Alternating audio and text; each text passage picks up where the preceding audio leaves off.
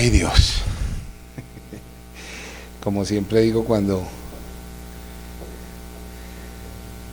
se pone uno acá. Bueno, buenos días mis hermanos nuevamente a todos. Qué alegría, como decían anteriormente, ver la casa llena. Y de verdad es una alegría. ¿Cuántos están gozosos hoy? Alegres. Ok. Alabo al Señor por las caras nuevas, alabo al Señor por de verdad ver la casa llena. Me permiten un segundo porque si no, luego alguien me empiece a mirar por ahí. Voy a intentar hacer el tiempo.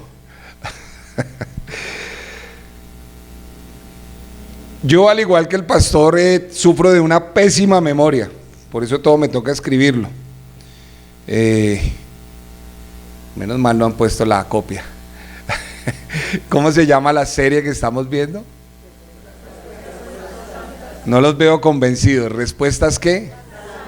O sea, no solo respuestas, sino que las respuestas deben ser santas, santas a cada circunstancia que el Señor nos pone delante. En concordancia con la serie, hoy vamos a dar un tema llamado respuestas al llamado de Dios. Respuestas al llamado de Dios. Y muchos de ustedes, cuando escuchan el llamado de Dios, dicen: eso es de los pastores que están ahí al frente de la iglesia, ellos son los del llamado. Vamos a abrir la palabra en Juan 15:16, por favor. Ese va a ser nuestro texto de salida. Juan 15:16.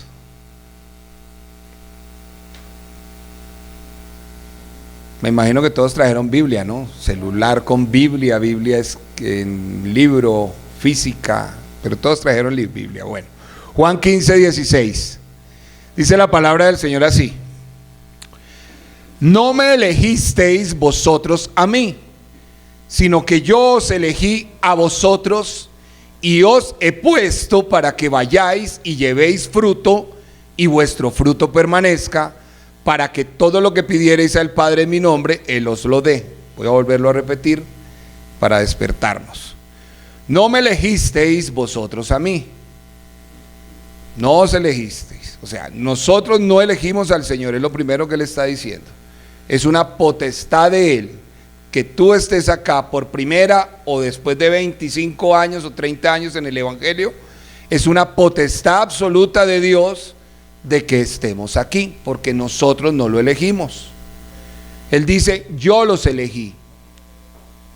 Que el Rey de la creación, porque muchas veces pasamos por estos textos como tan livianamente, que el Rey de la creación se haya tomado el trabajo en más de 200 billones de estrellas según los científicos, en medio de toda la creación que Él hizo, de escogernos a todos y cada uno de los que estamos aquí hoy y en todos los lugares donde está predicándose este evangelio, se llama privilegio. Para todos aquellos que se sienten menospreciados, poca cosa, menos que algo, que el Señor haya puesto los ojos en cada uno de ustedes y diga: yo los elegí, hoy te quiero aquí, te he dado mi vida. Y lo tremendo, esa elección del Señor tiene un propósito que a veces, como digo, siempre en la Escritura leemos de largo. Y el propósito es que Él nos ha puesto ¿para qué? Para que llevemos fruto y que el fruto permanezca, para que todo lo que pidiéramos al Padre en el nombre del Señor, Él nos lo dé. Creo que el Señor ha venido hablando las últimas semanas, mis hermanos, harto. Yo no sé ustedes, hoy siento no es de sentir, hoy el Señor se está manifestando de una manera muy, muy especial desde la alabanza en la vida de ustedes. La cuestión es cuántos están dispuestos a que el Señor ministre esas vidas. Creo que el Señor ha venido hablando de manera clara, por lo menos a mi vida, lo creo. Y cuando miro esta multitud en el culto, me pregunto si como servidores estamos haciendo lo suficiente. Mira, la semana pasada el pastor, que voy a contarles una infidencia antes de entrar en el tema. La verdad, cuando el pastor me delega el privilegio de compartir la palabra, yo estaba feliz porque el tema ya lo tenía listo. Es decir, eso para mí no iba a ser situación de trasnocho ni de estrés, no, nada. Pero el Señor la semana pasada dijo algo tan tremendo sobre la condición de la iglesia, que el Espíritu Santo, como suele hacer, me dijo en oración, ya me confirma el tema, y creo que no es un secreto de que hay una crisis en la iglesia actual. ¿Cuántos lo creen? No estoy hablando de la congregación, estoy hablando de la iglesia del Señor en la tierra. ¿Cuántos estamos de acuerdo? Hay una crisis. Hay una crisis, es palpable. Conversamos entre hermanos de fe y la conversación sale inmediatamente. ¿Te enteraste de lo que están haciendo en tal lado? Oiga, terrible lo que salió en redes con el pastor que cayó, con este siervo de alabanza que hizo esto. O sea, es tremendo. Hay una crisis, es palpable. Y adicional, el mundo está en crisis. Colombia está en crisis. Y hablamos, y en lugar de motivarnos en el Señor, nos desmotivamos, porque vemos el problema olvidándonos del poderoso gigante que está detrás de nosotros. O lo que es peor, dentro de la crisis de esa iglesia que la semana pasada mencionaba nuestro pastor, nosotros como cristianos nos hemos acostumbrado a ver la paja del ojo ajeno y hemos olvidado de que tenemos unas vigas impresionantes en nuestros ojos. Somos muy ligeros en criticar la misma obra del Señor, el mismo mover de su espíritu, por una falta de discernimiento, no porque no podamos juzgar. La palabra nos dice que podemos juzgar con justo juicio, pero eso es lo que le falta a la iglesia de hoy en día, justo juicio para evaluar. Les voy a hacer una pregunta un tanto incómoda, porque a mí me incomodó cuando me la hacía. De sinceridad, no me van a levantar la mano porque yo desde aquí veo ojos y caras. No levanten la mano, pero de sinceridad. El Espíritu Santo está acá, eso no lo dudamos. Pero quiero que por un momento se imaginen que nuestro Señor Jesucristo está aquí física y palpablemente, así como nos estamos viendo unos a otros. Y se pone de frente a cada uno de ustedes y les dice: Leonardo, tomen su nombre. Así, como acostumbra él a hablar de directo. En una escala de 1 al 10, ¿cómo calificas tu vida espiritual? ¿Cómo calificas tu relación conmigo?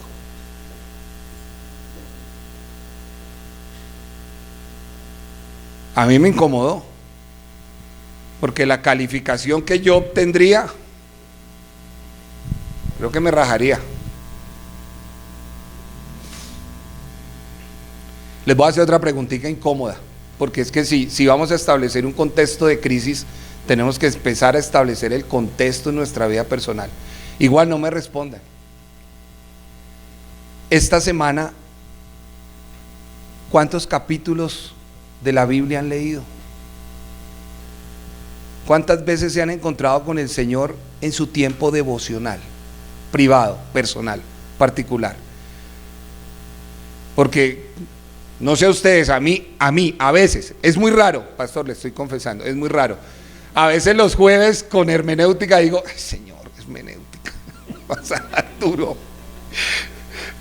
duro, pero de sinceridad, ¿cuántos han leído la Biblia esta semana? No me levanten la mano, porque igualmente desde acá se ven las caras.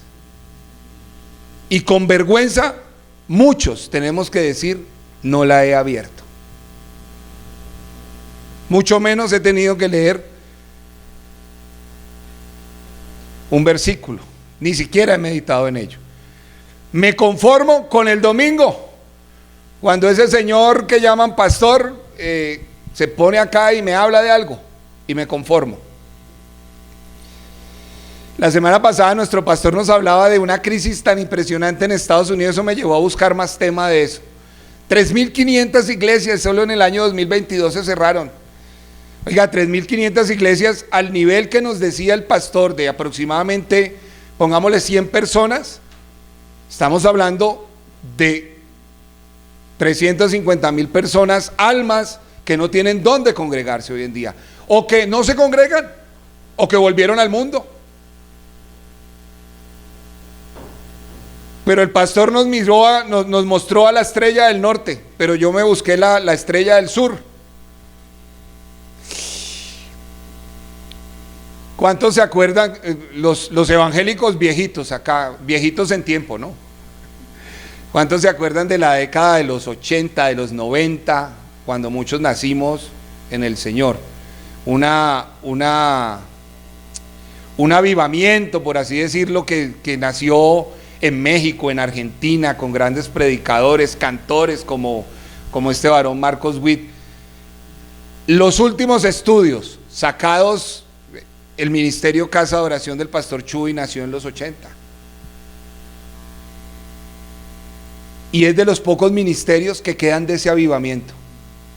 Porque los últimos estudios que sacó Monitor World Religion, me perdona mi inglés, en el año 2021 dice que esa cosecha de los años finales de los 80 y 90 en Latinoamérica demuestra que el 68% de los que nacieron en esa cosecha hoy en día ingresan la larga fila que está bajando al infierno. Están en el mundo. El mismo estudio dice que en Latinoamérica el 43% de nuestros hijos que han nacido en hogares cristianos, por eso es tan necesario que oremos por nuestros hijos. El estudio indica que el 46% de hijos de hogares cristianos están en el mundo, no se congregan. Algo debe estar pasando, algo debemos estar haciendo mal como iglesia.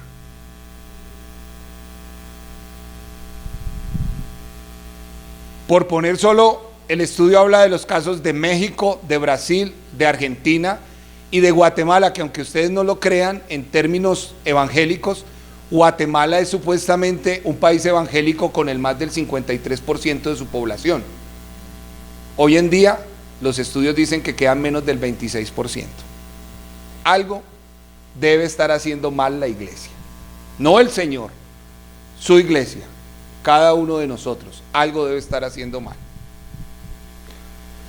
¿Y por qué sabemos que la iglesia está en crisis, hermanos? Porque las personas siguen convirtiéndose. Claro, vienen, se convierten. Vamos a ver ciertas formas y métodos en la introducción. Pero así como se convierten, los cristianos desertan. Desertan. Me ha pasado en la congregación, que a veces hablamos con el pastor o con los hermanos servidores, muchas veces, hermano, ¿y qué ha pasado con el hermanito tal?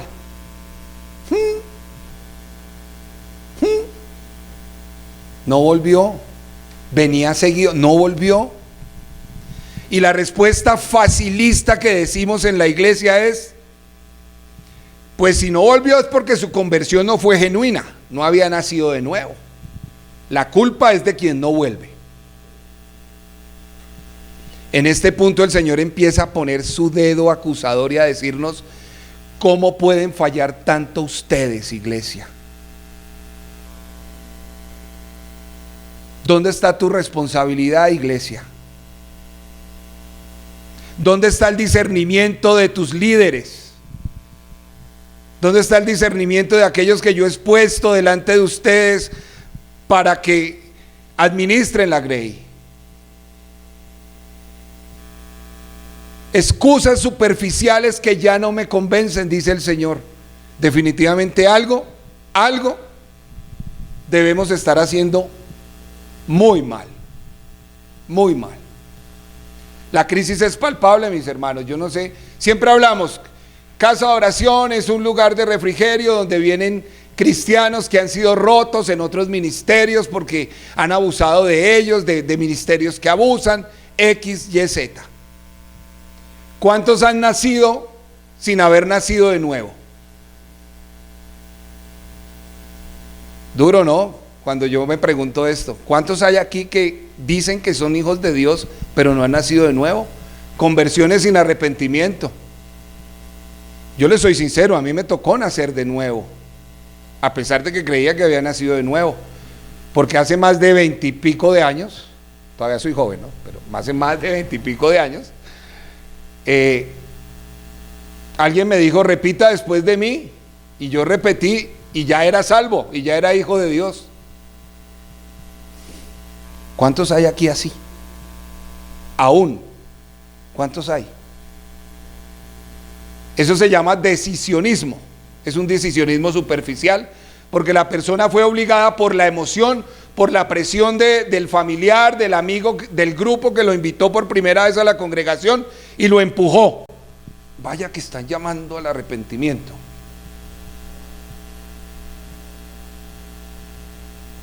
Cuando el Señor es muy claro en la Biblia. Él nunca nos dio esperanzas falsas. En Lucas 14, Él le advirtió a la multitud que el que no lleva su cruz y viene en pos de Él no puede ser discípulo del Señor. El Señor nos enseñó en su palabra a calcular el costo de ser su discípulo. Siempre nos digo, niégate a ti mismo y sígueme. Eso sí, el Señor a todos los que llama le dice, sígueme. Mira adentro de tu corazón y le dice, sígueme. Y la decisión es nuestra de seguirlo o no. Por practicar este evangelismo sin arrepentimiento, la misma iglesia evangélica cristiana de hoy en día ha producido cristianos no arrepentidos.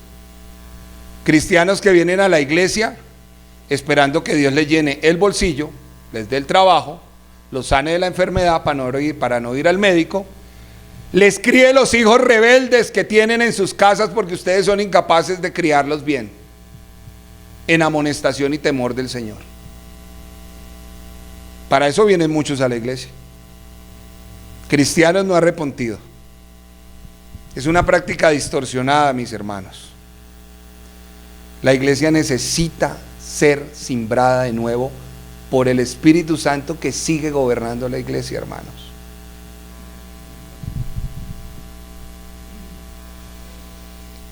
Y si por los lados de la búsqueda de prosélitos estamos mal como iglesia, ni hablar del paquete que predicamos, del evangelismo, del evangelio de hoy en día, la iglesia quitó a Dios y la cambió por el hombre, por el mí, por el yo hago. El evangelio se convirtió en un mensaje enfocado en el hombre. El evangelio de hoy en día en la iglesia cristiana se convirtió en un mensaje donde el pastor no es un pastor, sino, ¿cómo dicen hoy en día? Un coach, un motivador de autoayuda, porque es que la Biblia la Biblia no es un manual de vida de arrepentimiento en contra del pecado, sino la Biblia es un manual en el cual yo puedo hacer un tratado psicológico de autoayuda, porque es que yo realmente soy bueno, pero es que las circunstancias de la vida me han obligado a pecar, cuando la Biblia dice que justo no hay ni aun uno. Desconocemos el llamado escritural a humillarnos y a conocer el Dios santo y soberano de la Biblia. Este mensaje, mis amados hermanos, se apagó de los púlpitos y ha tomado, al contrario, un mensaje médico, terapéutico, centrado en el hombre. Y lo que es peor, mis amados hermanos, la iglesia de hoy en día ha convertido al Dios Todopoderoso en un Dios pagano, en un Dios de bolsillo, en un Dios que sacamos para utilizarlo de acuerdo a mi necesidad. Del púlpito dejó de resonar los mensajes del Dios 3 veces santo, que con su dedo te dice: Eres un pecador, me necesitas. Lo leímos, yo los escogí, a ninguno de ustedes me hizo un favor a mí. Hemos cambiado ese mensaje del arrepentimiento, del nacer de nuevo, del crecer en el temor de Dios, por el eslogan de ven a la iglesia, pásala rico. Hay una alabanza deliciosa. Aquí no tenemos luces. ¿Qué tal que tuviéramos luces? Tendríamos jóvenes así. El eslogan: ven y siente la música y siente la presencia del Señor, porque nos volvimos sensuales. Ahora resulta que no es por fe, sino porque yo siento. Y en esta nueva religión nos volvimos místicos antibíblicos. Y ese misticismo ha puesto a miles de personas, mis amados hermanos, sentadas en iglesias, en congregaciones, donde aparentemente se habla la palabra de Dios sin ningún fundamento. Y las cifras desafortunadamente demuestran que esos resultados inmediatos de evangelismo explosivo para que se llenen las arcas de una persona que es simplemente un mercader de la fe, ha dejado una cola impresionante, como lo dije hace un momento, de personas que van directo al infierno.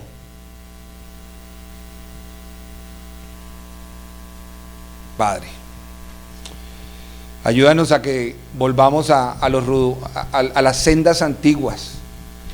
La palabra de Dios dice en Isaías 55, 9, del versículo 9 al 11: como son más altos los cielos que la tierra, así son mis caminos más altos que vuestros caminos, y mis pensamientos más que vuestros pensamientos. Porque como desciende de los cielos la lluvia y la nieve, y no vuelven allá, sino que riega la tierra y la hace germinar y producir, y da semilla al que siembra y pan al que come, así será la palabra que sale de mi boca. No volverá vacía, sino que hará lo que yo quiero y será prosperada en aquellos para que la envíe. Ese es el clamor que debemos tener hoy en día. Que el Señor vuelva a poner en su misericordia en los púlpitos hombres y mujeres dispuestos a hablar la palabra que sale de la boca de Él, no del pensamiento ni del corazón oscuro y engañoso de una persona que quiere abusar y aprovecharse de la fe, mis amados. Y bueno, ¿y cómo tiene este tema de la crisis de iglesia con el tema de hoy? No voy a preguntar, pues hay cosas muy obvias, pero que hay personitas que tienen anciano de años, dice la escritura. Aquí hay ancianos de años que me quito el sombrero en respeto, si lo tuviera. Y hay niños, estoy hablando de la parte física. Aquí sí les voy a pedir el favor que me respondan levantando la mano. ¿Cuántos tienen llamado aquí? 1, 2, dejen la manito arriba. 1, 2, 3, 4, 5, 6, 7, 8, 10, 11, 12 personas. 12 personas tienen llamado. ¿Seguro? Aquí todos tienen llamado, mis hermanos, todos. El anciano de días dice: estoy muy anciano para servir al Señor, yo ya no voy a evangelizar. ¿Seguro? Moisés predicó hasta los 120 años. Todos tenemos un llamado, mis hermanos. Esa respuesta que me acaban de dar, que no es a mí sino al Señor, es que ustedes están negando que tienen un llamado de parte de Dios. Todos tienen un llamado. La crisis de la iglesia empieza porque su iglesia niega que tiene un llamado en Dios. Para los que nos sentamos allí, es más fácil pensar que el que está aquí al frente es el que tiene la responsabilidad total y completa de la obra de Dios. Y déjenme decirle, mis amados, que eso es una gran mentira que tiene a la iglesia en la crisis actual. Marcos 4:8, por favor. Les voy a demostrar que todos ustedes tienen un llamado.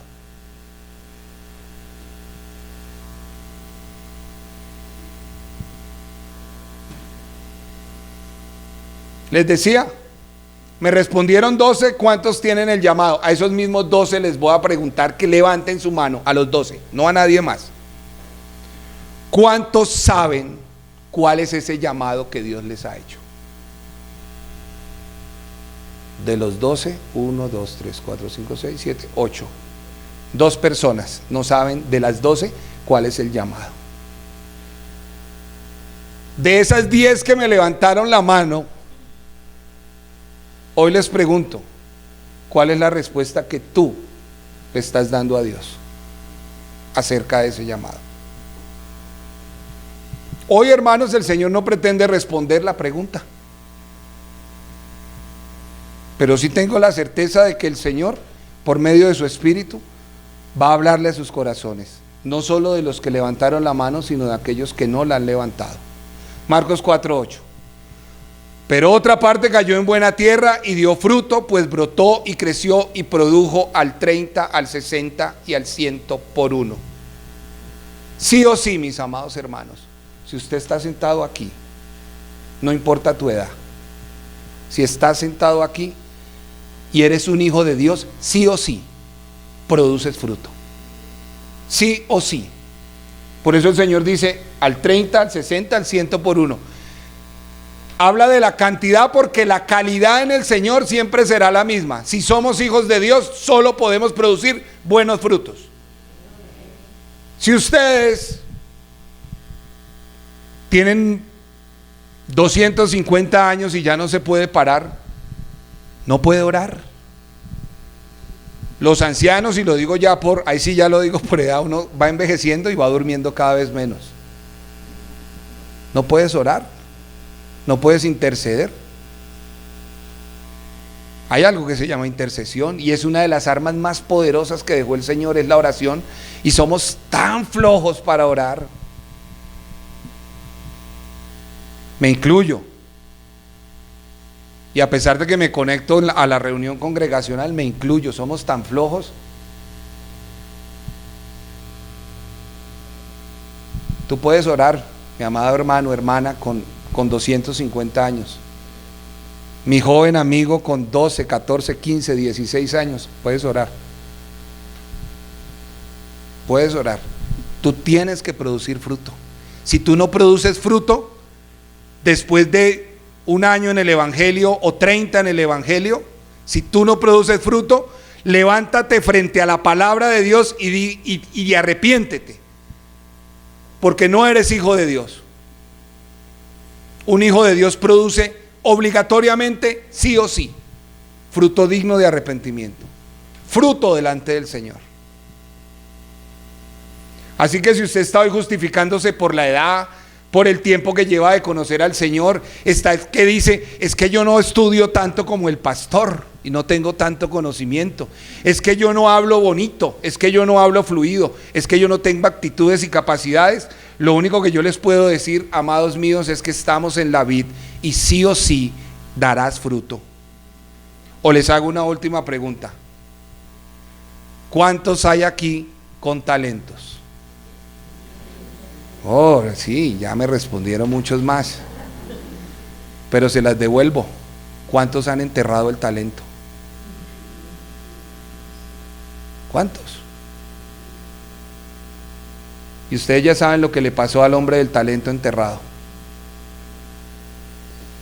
Al Señor no le importa nada de todo lo anterior, no le importa si estamos adultos, no le importa si es que no conocemos, no le importa si no tenemos tiempo, no le importa. Lo único que le interesa es la disposición de tu corazón para obedecer. Abraham fue llamado a los 75 años y 25 años se demoró la promesa. A los 100 empezó su promesa. Moisés, ¿a qué edad fue llamado, mis hermanos? Sí, desde muy joven, pero ¿desde cuándo empezó su ministerio? A los 80 años tenía ese anciano. Para los que dicen soy muy jovencito, Samuel, ¿a qué edad empezó su ministerio? Desde bebé, pero empezó a escuchar la voz de Dios desde los 10 a 13 años. A los 16 tuvo que haber visto su primera visión del Señor. David, ¿a qué edad fue llamado rey? Jovencito de 15, 16 años y ya mataba leones. A los 16, 17 mataba gigantes de casi 3 metros. ¿Cuántos gigantes han matado ustedes? Timoteo,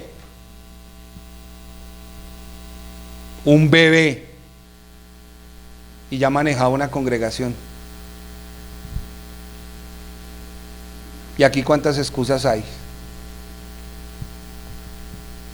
Entonces, sí, amados míos, hay una crisis, la iglesia está en crisis.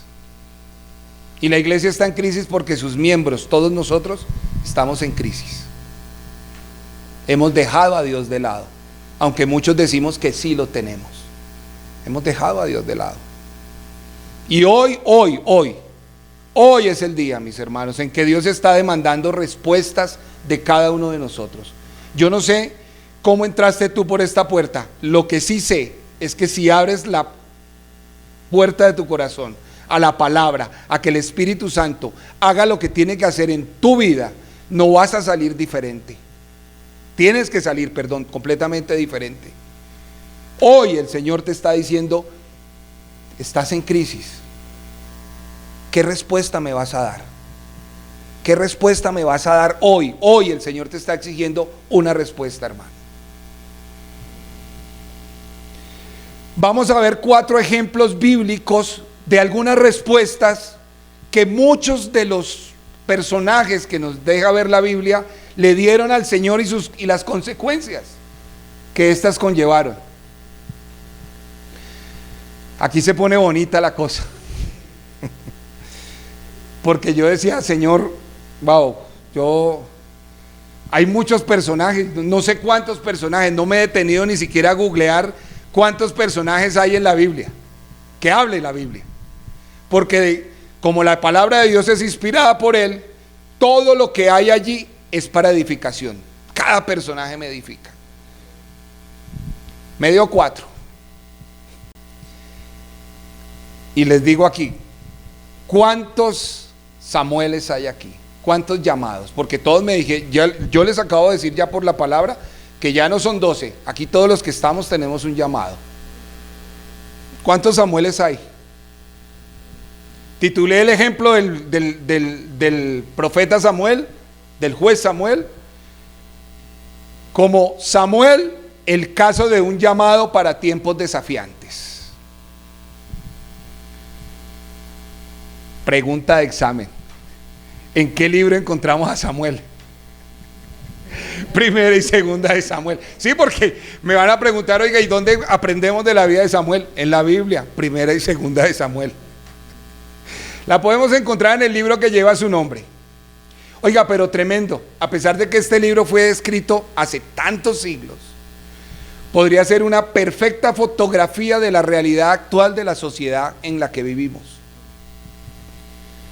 Jueces 21-25, es el último versículo del libro de Jueces, dice que en aquellos días no había rey en Israel y cada uno hacía lo que bien le parecía.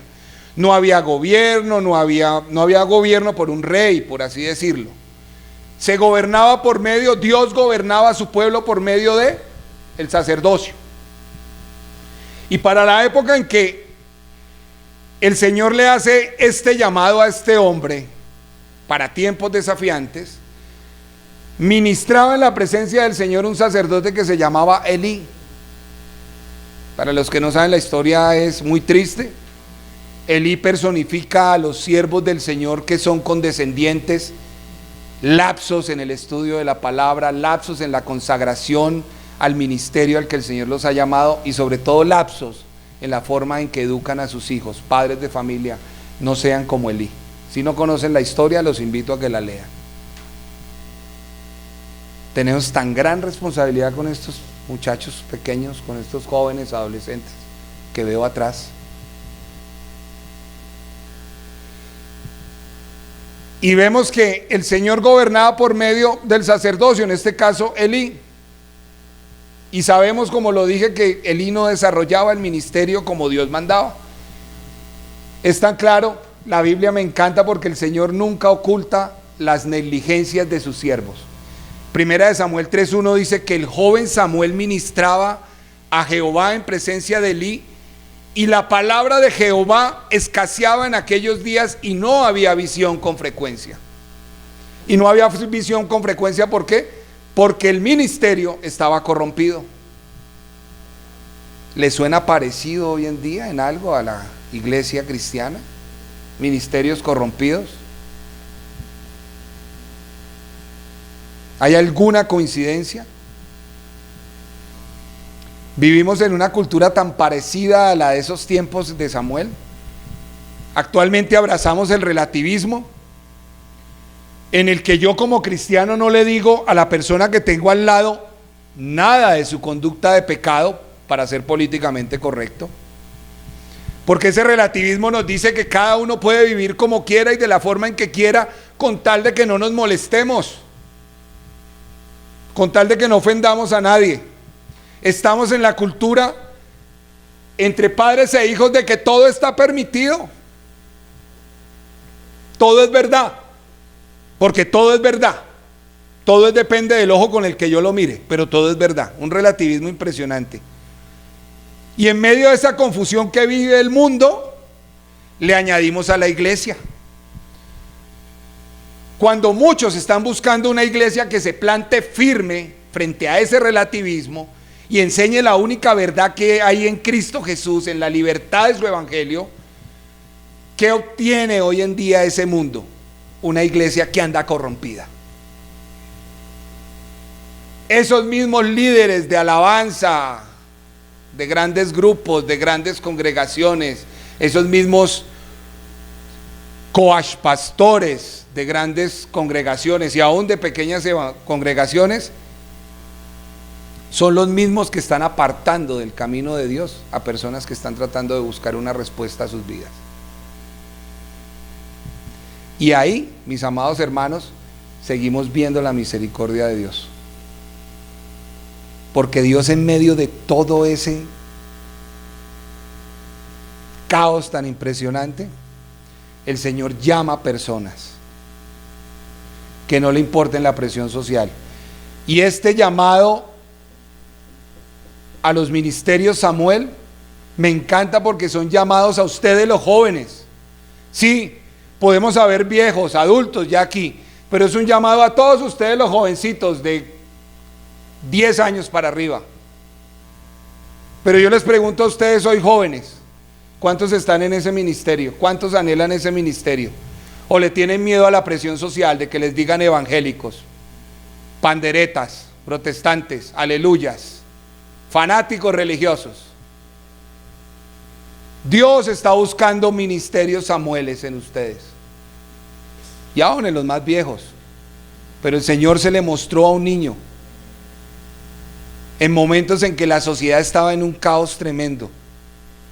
El Señor quiere llamar a una persona que no sea como el resto de las personas. El Señor sigue buscando personas que quieran marcar el rumbo por su palabra y no por los deleites de esta vida. Les estoy hablando a ustedes, jóvenes, jovencitas. Ser cristiano no es una moda, no es cool, no es para ser un influenciador de redes sociales, es para ser un transformador en las manos de Dios. Ser cristiano, mis amados jovencitos, es seguir a Cristo y sus enseñanzas fielmente. Se puede. Un niño ofrecido desde el vientre de su madre, con escasos 10, 12, 13, 15 años, en el caso de Timoteo, pastoreaba una iglesia. ¿Y ustedes a cuántos han pastoreado? Les pregunta hoy el Señor.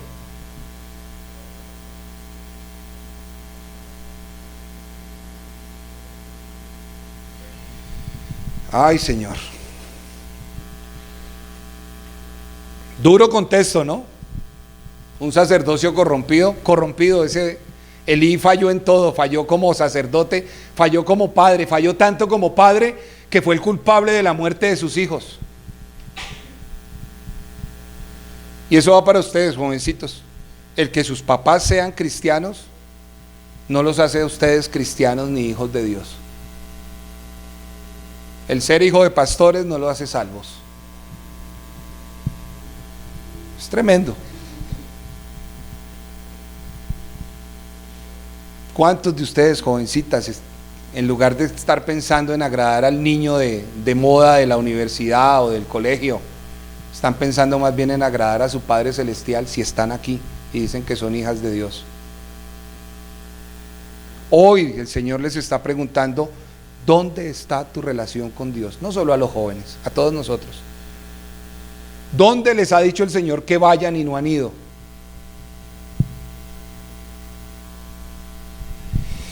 Samuel tiene unas enseñanzas, los ministerios, Samuel tiene unas enseñanzas tan impresionantes. Samuel servía al Señor sin tener ningún título y sin tener ningún reconocimiento. Él era un sirviente del sacerdote. Y dice la Escritura en el 2 capítulo de Samuel que Samuel crecía en estatura y en conocimiento del Señor. No había palabra, escaseaba, pero ese jovencito había sido predestinado por el Señor, así como todos los que están acá, para predicar un evangelio sano. Y Samuel servía sin tener ningún reconocimiento. Eso está buscando el Señor hoy en día de ustedes y de todos nosotros. Personas muy fieles a las cuales no les mueva el corazón los títulos, la alfombra roja, el reconocimiento, la palmadita en la espalda. Me encanta la frase que usa un pastor a quien sigo también por sus mensajes. Es un argentino y él dice: me encanta saber que pertenezco al ejército de los invisibles, porque aquí el único importante se llama Jesucristo.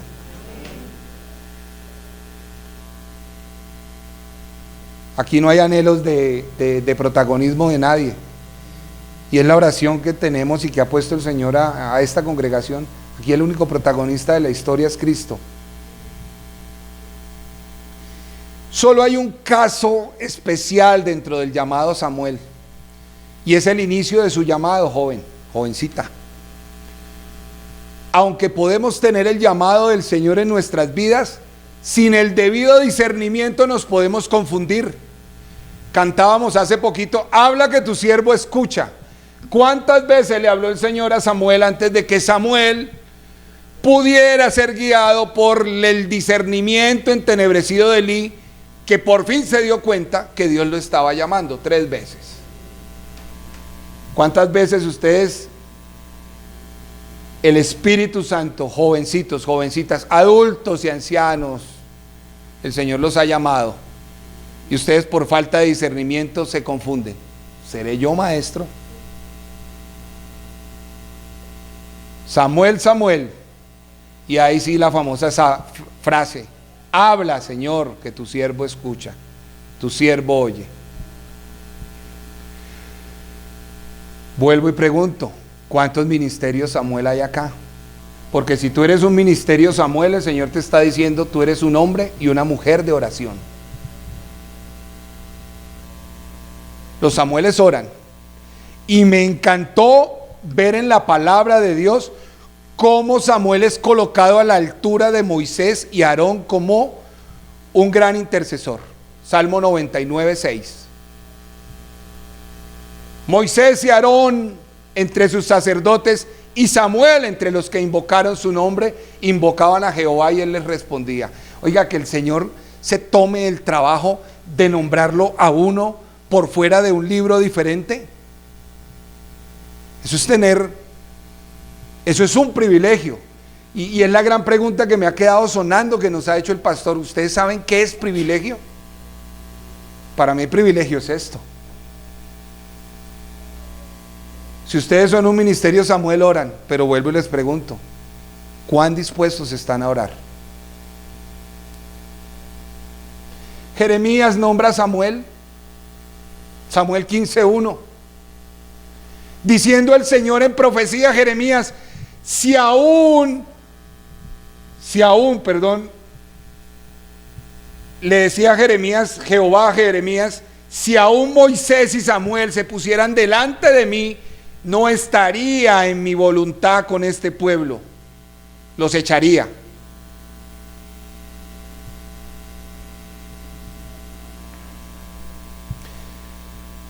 Sigue hablando el Señor a nuestras vidas. ¿Cuántos ministerios Samuel hay acá? ¿Cuántos llamados Samuel? ¿Cuántos anhelan ser esos Samuel?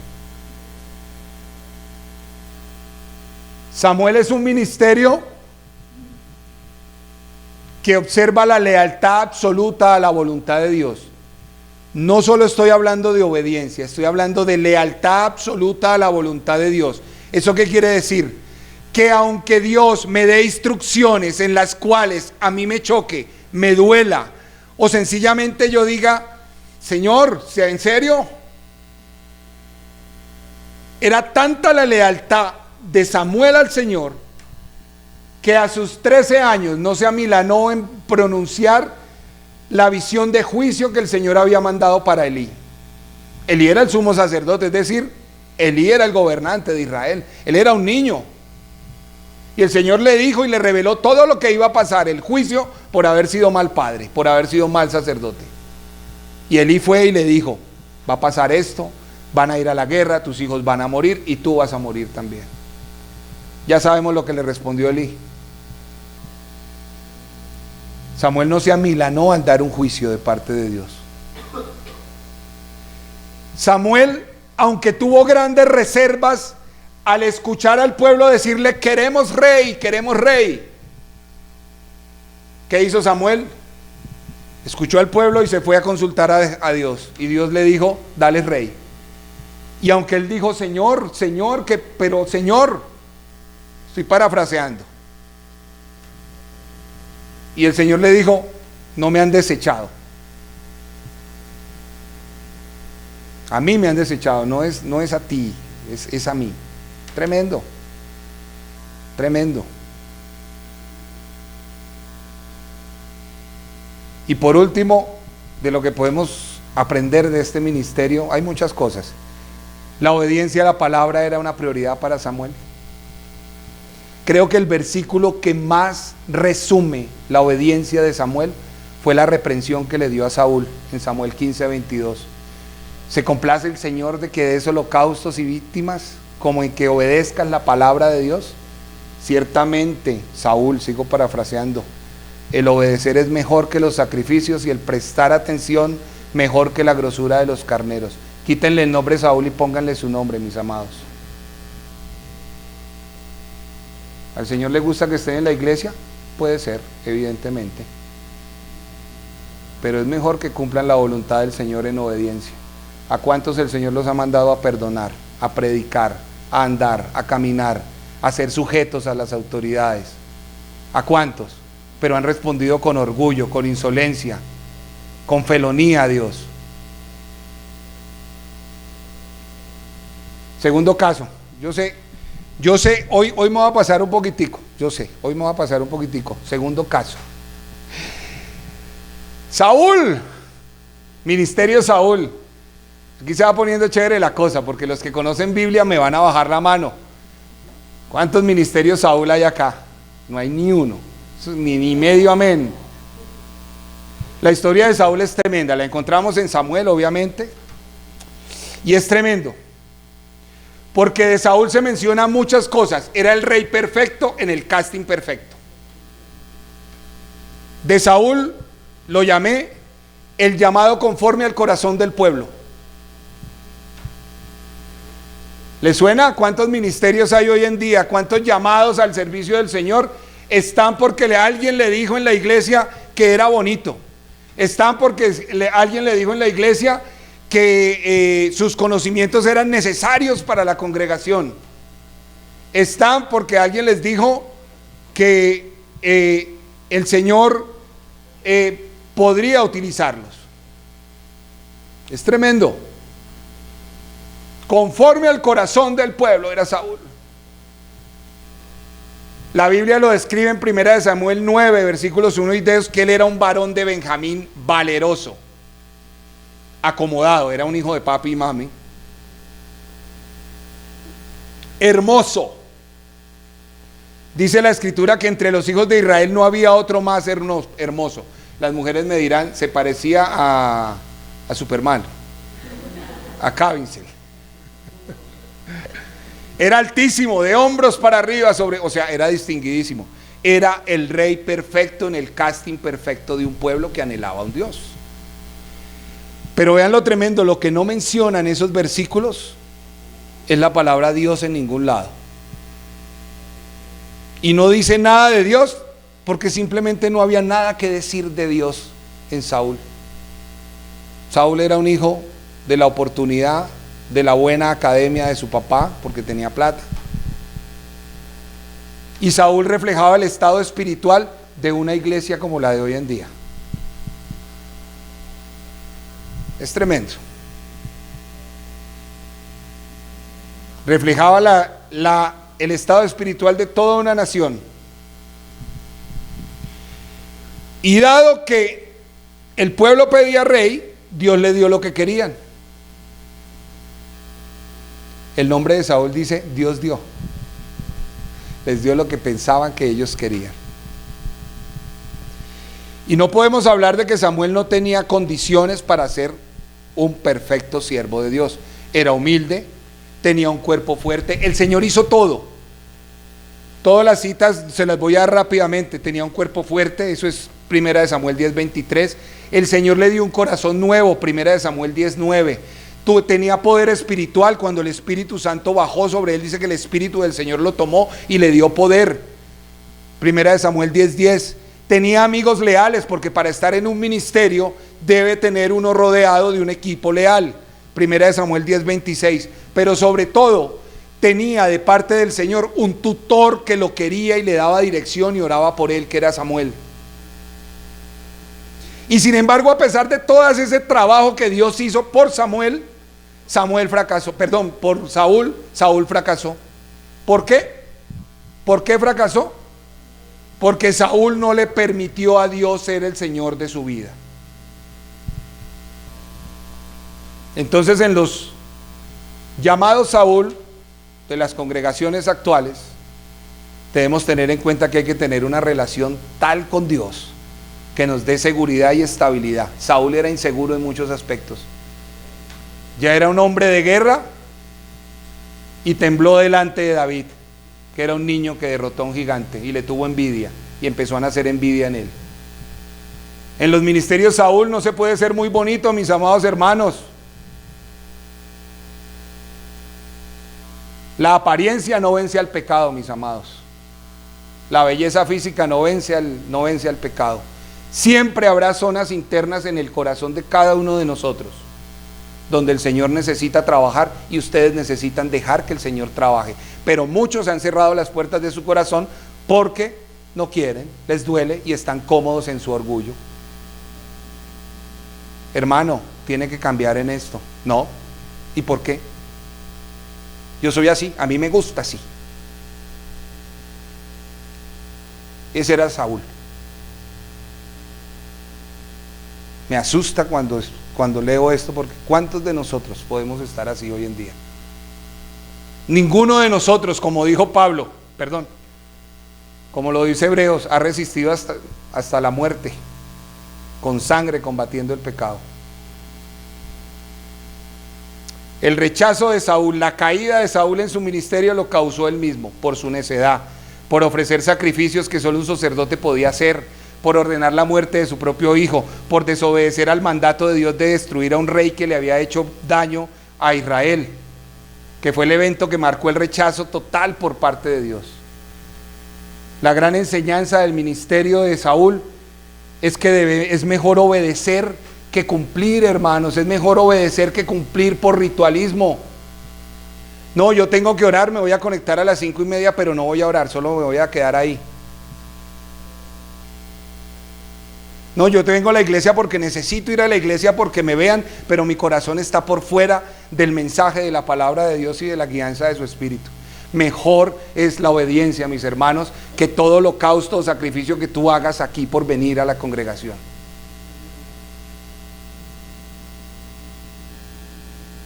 Y si el Señor no nos está hablando, no sé qué es que nos esté hablando, mis amados hermanos.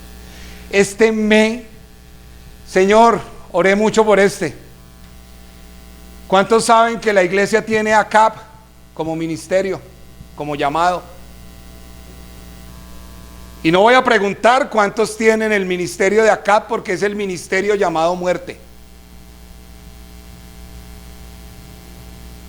Nunca un rey, dice la escritura en Primera de Reyes 21:25, y la verdad ninguno fue como Acab, que se vendió para hacer lo malo ante los ojos del Señor, porque Jezabel, su mujer, lo incitaba. Este, mis amados hermanos, es uno de los casos más graves en los que puede caer una persona llamada por Dios. Y ustedes como yo se preguntarán, ¿Acab llamado de Dios? Sí. Dios pone y quita reyes. ¿Acab en un ministerio en la iglesia? ¿Hay Acab en ministerios en la iglesia? Le quisiera que me diera la respuesta, pero por tiempo se las voy a dar yo. Sí hay ministerios Acab en la iglesia, mis amados hermanos. Y es necesario que haya Acabs, o se levanten Acabs, no es la voluntad de Dios, pero se levantan, porque para que haya un ministerio de Jezabel, tiene que haber primero un Acab en el ministerio, en la congregación. Vamos a entenderlo un poquitico mejor. Siempre habrá primero un Acab en el llamado, antes que una Jezabel.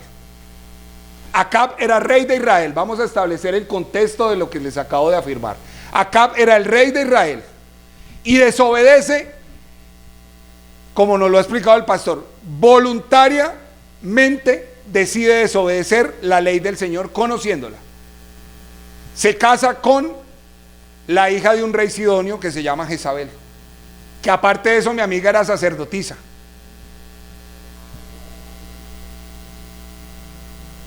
Que aparte de eso mi amiga sacerdotisa era feliz sacrificando niños. Todo un culto a Satanás, a Baal. Y Acab se casa con ella en desobediencia.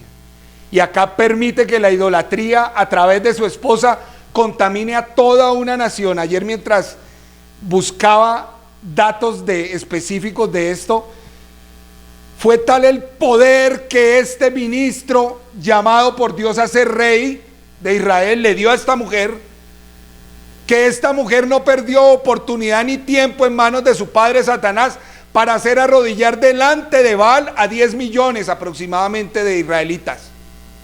Solo 7,000 personas no se arrodillaron. Y ustedes saben de cuál contexto estoy hablando. Acab representa al ministro débil de espíritu y al ministro débil de carácter, tanto en su hogar como en la iglesia. No estoy hablando de cobardía, hablo de debilidad. Su posición pasiva fue la destrucción del sacerdocio de toda una nación para el caso de Israel. Pero en las iglesias y en las casas, donde el orden de Dios es que el varón esté sujeto a la cabeza, que es Cristo, donde debajo del varón que está sujeto a Cristo está una esposa sujeta en amor y en obediencia a su pastor, que es su esposo. ¿Cuántos hombres en sus casas han dejado que los papeles se inviertan? Esa debilidad de espíritu, mis hermanos, es un espíritu de Acab.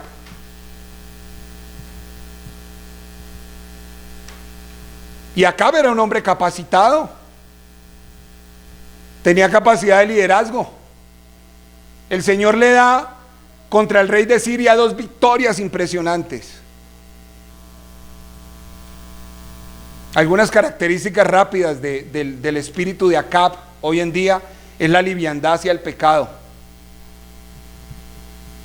No hay firmeza en las escrituras con respecto al pecado.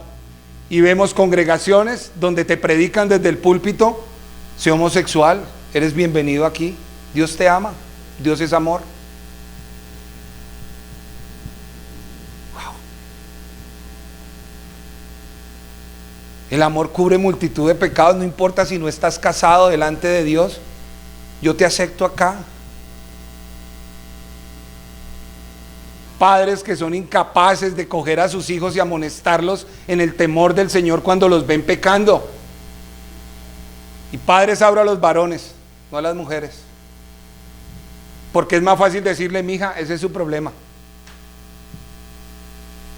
Liviandad al pecado. El espíritu de Acab todo lo permite.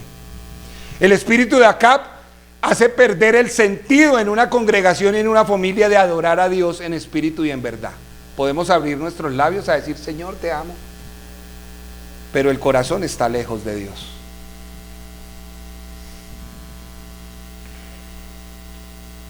Y lo más tremendo, y esto sí ya lo hablo en la congregación, en una congregación, el espíritu de Acab no ataca a los más jóvenes, ataca a los más fuertes. El espíritu de Acab coge y quiere inutilizar a aquellos que tienen el talante delante de Dios para llevar la obra, y los lleva a abandonar el servicio. Y por último, obviamente, el espíritu de Acab destruye el sacerdocio.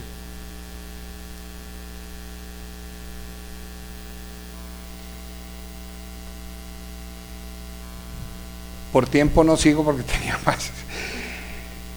Y el último, que es donde ministra la palabra. El Señor nos ha hablado duro, pero el último ejemplo que el Señor nos trae, yo hubiera querido hablar de mi Señor Jesucristo, pero me trae a una persona que también es muy admirable. Pablo, el llamado transformador. ¿Cuántos Pablos hay aquí? ¿Cuánta gente hay llamada a ser transformadora? La historia de Pablo es impresionante, mis hermanos. Es impresionante porque la historia de Pablo en todo el libro de Hechos, en todas las 13 cartas paulinas que nos dejó, me permite ver la historia que se repite todos los días. Y es la historia de personas pecadoras y quebradas por el pecado que son transformadas por la gracia del Señor. Muchas personas han hecho cosas despreciables. Pablo las hizo. Pablo era lo que hoy en día podemos decir un terrorista fanático religioso. Mató, asesinó, saqueó casas. Pablo era un extremista y se creía bueno.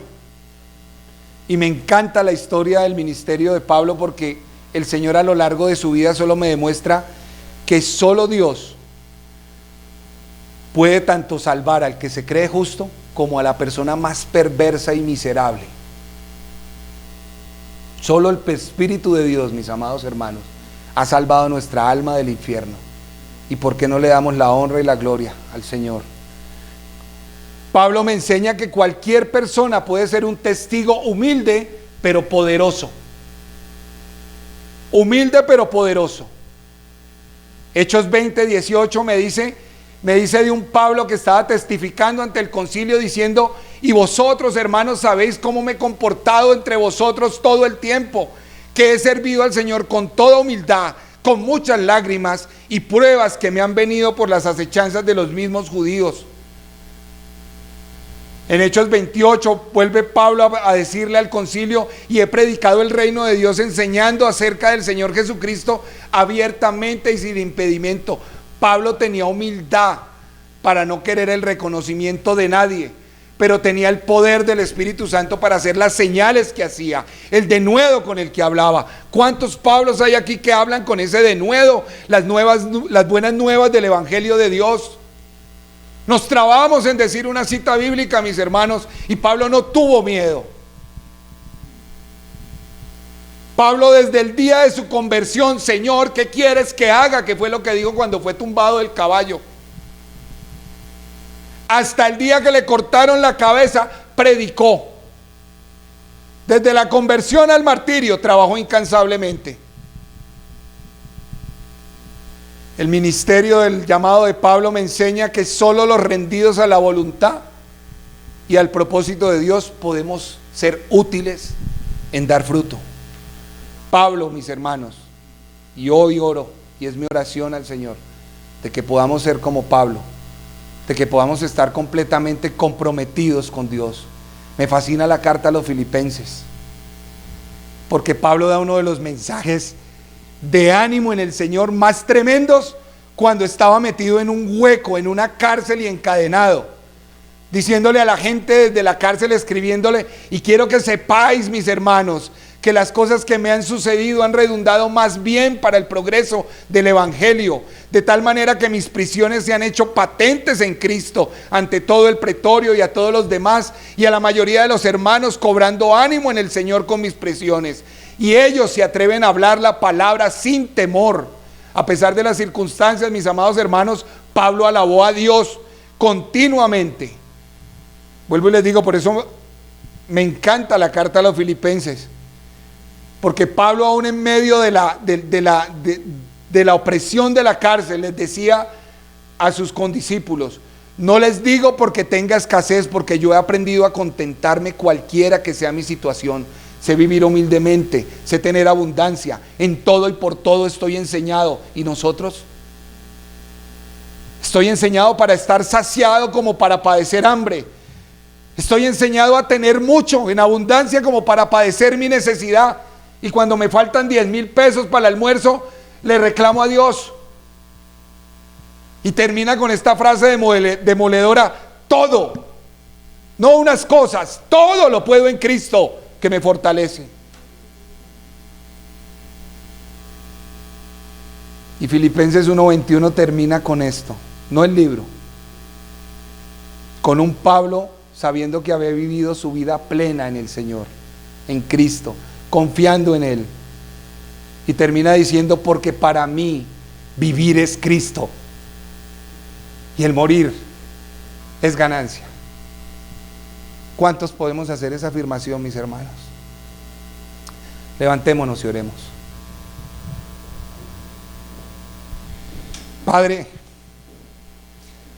tu palabra